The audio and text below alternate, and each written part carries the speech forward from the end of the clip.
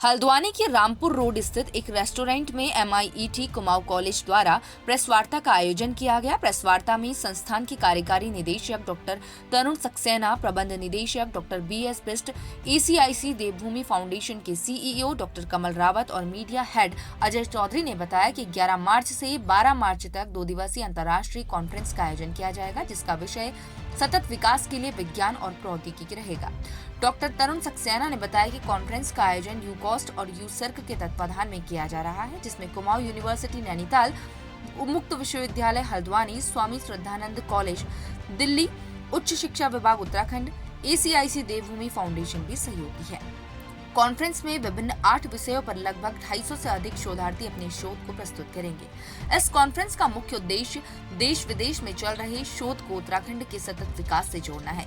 Conference में south Africa, चीन, Germany, United state, Hungary आदि विदेश से शोध पत्र शामिल हैं।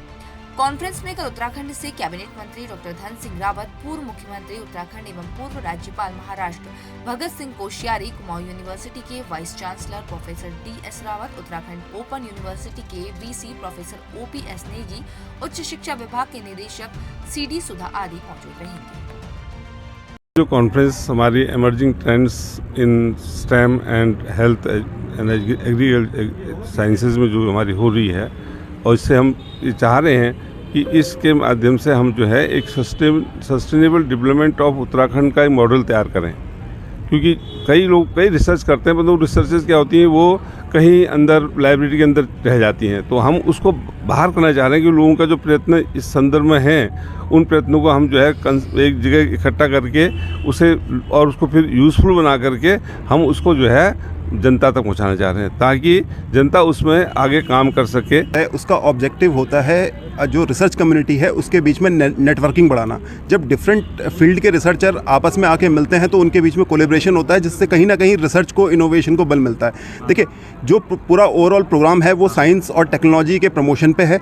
पहले साइंस आती है, फिर टेक्नोलॉजी आती है, उसके बाद रिसर्च आती है। अब हम उसके बाद कहते हैं कि इनोवेशन और एंटरप्रेन्योरशिप आता है, क्योंकि देखिए गवर्नमेंट के पास इंडिया सबसे बड़ा जो चैलेंज फेस कर रहा है आज की डेट में वो है जनसंख्या और नौकरी की। तो कहीं ना कहीं जो ये रिसर्च हो, जो टेक्नोलॉजी डेवलप हो रही है, जो रिसर्च हो रही है, वो कहीं ना कहीं इनोवेशन और एंटरप्रेन्योरशिप स्टार्टअप्स में कन्वर्ट होनी चाहिए। तो ये भी हमारा एक ट्रैक था, और मेरे को मतलब बहुत बताते हुए खुशी हो रही है कि जो सबसे ज़्यादा पेपर है हमारे पास वो इनोवेशन एंटरप्रेन्योरशिप ट्रैक में है। टोटल हमारे पास 8 ट्रैक हैं: physics, chemistry, maths, life science, agriculture, health science और इनोवेशन, एंटरप्रेन्योरशिप एंड टेक्नोलॉजी। तो जो सबसे ज़्यादा पेपर हमारे पास हैं वो सबसे ज़्यादा पेपर हमारे पास इनोवेशन एंटरप्रेन्योरशिप में, और सेकंड सेक्टर हेल्थ केयर, जिसमें उत्तराखंड आज सबसे पीछे है, वहाँ पर है। तो इसी कॉन्फ्रेंस में हम 2 पैनल डिस्कशन भी करने वाले हैं। Sciences for sustainable development of Uttarakhand. Actually इसका मुख्य उद्देश्य है कि जो अभी करंट में इमर्जिंग ट्रेंड्स हैं, जो डिफरेंट सेक्टर्स में physics, chemistry, mathematics, health sciences और अलग एग्रीकल्चर साइंसेज में जो भी हमारी वर्तमान में रिसर्च हो रही हैं, उन रिसर्च के जो आउटपुट्स हैं, आउटकम्स आ रहे हैं, उनका यूज़ करके हम उत्तराखंड के इकोनॉमिक मॉडल को कैसे डेवलप कर सकते हैं और उत्तराखंड के विकास में उन टेक्नोलॉजी का कैसे यूज़ किया जा सकता है। इस पर यहाँ पर करीब 38 डिफरेंट कंट्रीज़ और अपने इंडिया से पार्टिसिपेट करेंगे, जिसमें 8 स्पीकर्स हमारे अंतर्राष्ट्रीय हैं, जो south Africa, Muscat, Oman, US, Germany, UK और चाइना से यहाँ प्रतिभाग करेंगे। इसके अलावा आपके भारत से लगभग एम्स ऋषिकेश से हैं, दिल्ली यूनिवर्सिटी ऑफ दिल्ली से हैं, और बाकी चेन्नई से हैं और हैदराबाद से, अलग अलग प्रदेशों से एक्सपर्ट्स यहाँ आने वाले हैं।